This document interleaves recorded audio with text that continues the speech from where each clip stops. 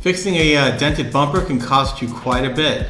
Well, no need to replace it or no need to pay all this money. Here's a cool kitchen hack.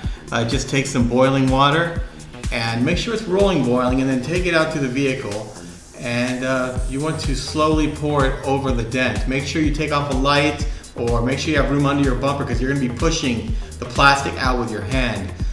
You want to pour the water very slowly because you want the plastic to become pliable. Do this as many times as you need to in a short period of time, or otherwise the plastic's just going to get hard again. Once you've got it pliable, you just keep pouring water on it and pushing it out with your hand. Eventually you'll see it start to just work its way out.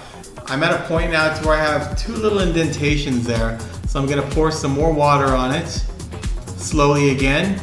There's still heat in that plastic, so if I pour some water on it again, it'll still absorb it a lot quicker than if I were just to not do that. So poured more water there, and it's heated up again, or it should be soon, so I'm going to go and stick my hand back in there, get a good position, and push it back out.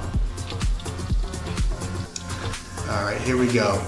So if you see, it starts bending out a little bit more, and you just keep pushing it and it will straighten out. It can be a little stubborn, and some parts, like this little last indentation on the bottom, was a pain in the butt. But what I also have is a little dent plunger, and I just took the dent plunger to that little tiny indentation back there and pulled it out. If you keep pouring water on that part and pushing it out, it will fix itself and you'll have a perfect bumper.